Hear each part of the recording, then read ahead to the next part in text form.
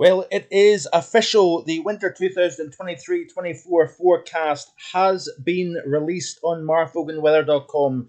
Be sure to check it out. There is a link in the description below this video, and you can have a look and see what your thoughts are with regards to my winter forecast.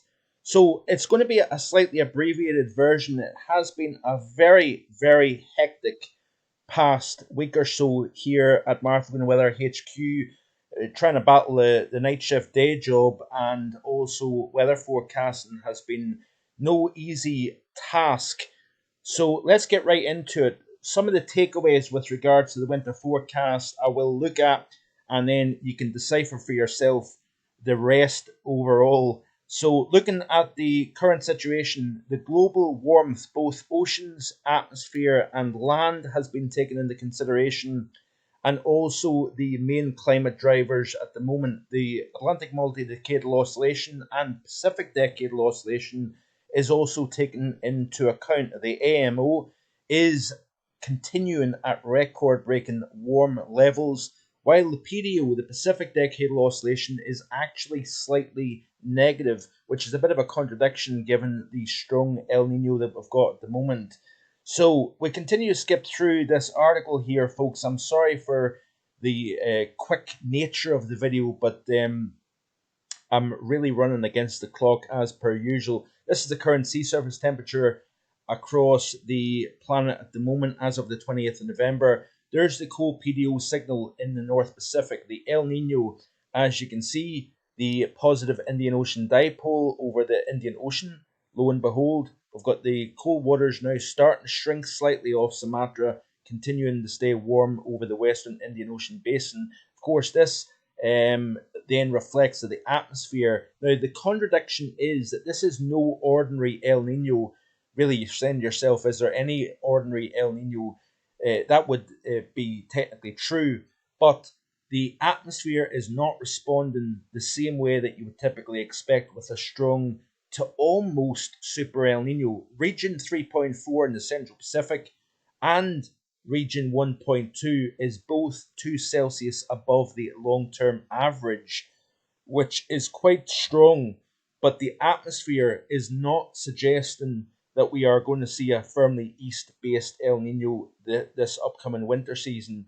So there is strong contradictions in the overall setup. There's the global temperature anomaly here, both ocean and land mass for the year so far, and you can see the warmth that is stacked up around the planet. But I go on to say, by the way, that I think it's safe to say that based on the below climate drivers discussed, the situation we find ourselves in we're within uncharted territory, and will make for a very interesting winter ahead, with drivers competing and contradicting each other. There appears to be a real battle going on both within the oceans and the atmosphere. So, Arctic oscillation, North Atlantic oscillation, there's your positive versus negative phase. The positive bottles the cold up across the top, and we've got a mild ocean air driving across both North America and Europe. A negative Arctic oscillation, we weaken the westerlies, we allow warmer north, we allow colder south here. The North Atlantic oscillation, something similar. You can see that in a bit more detail. Solar cycle 25, it is stronger than the previous cycle, but weaker than the cycle before that. It is a comparable year to 2012.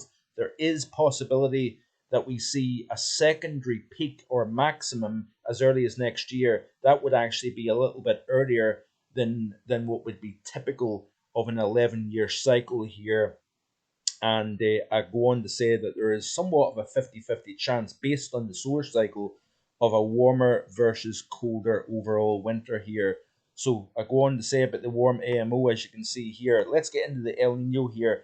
The El Nino is strong, both across more or less all Nino regions here.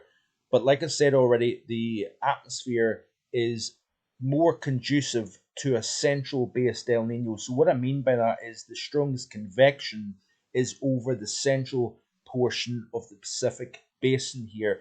If with El Nino such as 97 and 2015, you drive the strongest convection into the eastern Pacific basin here towards South America, you then tend to fire up the jet stream, both the polar jet and the subtropical jet over North America and over Europe here that tends to flood the continents with mild ocean air, but have that convection with a Madden-Julian oscillation more in phases 8 and 1, and I'll look at that in just a second.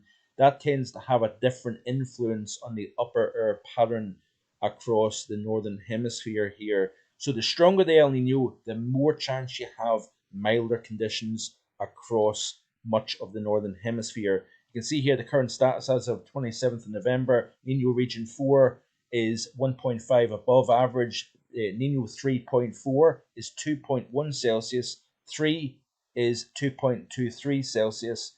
And Nino region 1.2 is warm as well here. So both region 3.4 and 1.2 is both close to the 2 or just over 2 Celsius above average. Now you can see here, Nino region 1.2, we did see a drop off in the temperature here, but a slight uptick. You notice here towards the past week or so, Nino region 3.4, we've peaked, and it looks as if that may kind of slightly have leveled off. But the question I ask is, will we continue to see a further warming in region 1.2? That could be very important down the road. The MEI and the SOI both reflective, actually you could argue that it's more reflective of La Nina base state rather than El Nino, and that has to be taken into consideration here. What my honest opinion would be here, I think we're going to see a little bit of a both. We'll see some response to the east-based El Nino, but we also have a bit of a central-based El Nino response also here. So that could throw a few interesting spanners in the works. That PDO, by the way, you don't want to see warm water. See if you want cold, especially in Western Europe, you don't want to see a warm North Pacific, Gulf of Alaska. That tends to have a bit of a 2013, 2014 vibe about it, where you have dumps of Arctic air into the United States, but then we have a strong Atlantic jet stream roaring across the Atlantic, and we tend to have a neutral to positive North Atlantic oscillation in response to that. You keep the cold air out of Europe, keep it over North America here. Now, we are seeing a bit of a strat warming taking place. We'll look at that in just a second here. So, Indian Ocean Dipole, it was considered that 2019 drove the super strong polar vortex during the second half of that winter season, but we didn't have, however, an El Nino in place in 2019 here. So, Indian Ocean Dipole in itself being strongly positive, that tends to correlate more to a positive NAO. But factor in an El Nino and an Indian Ocean Dipole positive phase, you have the opposite effect, especially when you factor in the westerly QBO, easterly QBO, should I say. I'll try and get that right here. So continuing to play through this loop here, Madden-Julian oscillation quite important, of course. And you can see the areas of convection here. December, you have a little bit of an extension east of the precipitation, so you'll get my ideas on December in just a second here. But notice as we move into the month of January and February, you notice here that the area of heaviest convection is over the central Pacific, away from that South America coast here. That is important, and that is a signature of a Modoki or central-based El Nino. Even into the month of February, we still have the main focus of precipitation over the central Pacific Ocean here, and that can have influences on the tropospheric polar vortex as well as stratospheric. So that's basically saying that the Madden-Julian oscillation is going to try and stay in phases 1, 8, or 7 here, and that would be favorable for high latitude blocking. So you can see here phases 7, northerly blocking, Greenland, negative NAO signal here, Iceland high pressure, storm track displaced to the south, wetter across the south, drier across the north here. QBO, we've got an easterly QBO here. What does that mean? That's the mean zone of winds within the stratosphere circling the equatorial belt.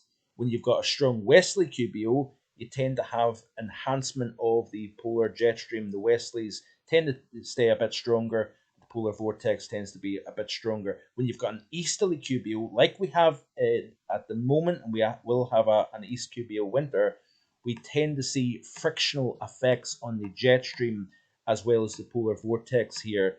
Talking about the warm, wet autumn, and it has been the most negative NAO summer since 2009.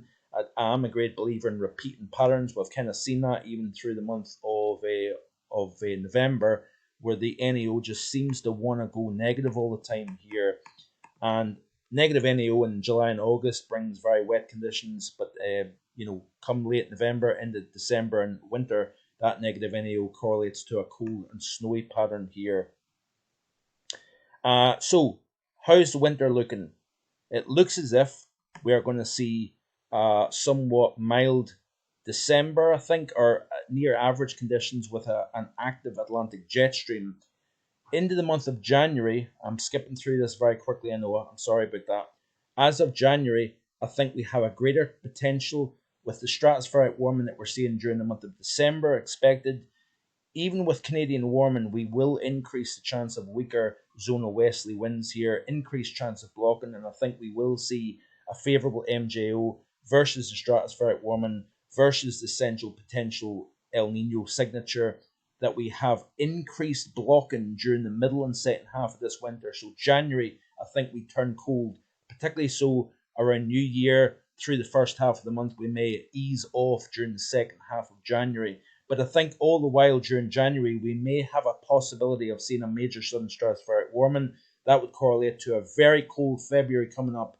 So while January may see average, possibly even slightly below average temperatures, I think February is going to be the coldest month of the overall winter. And that tends to happen when you've got El Nino winters, generally speaking here. Very, very, very quick skim over this. I do sincerely apologize for that, but I'm exceptionally running behind time.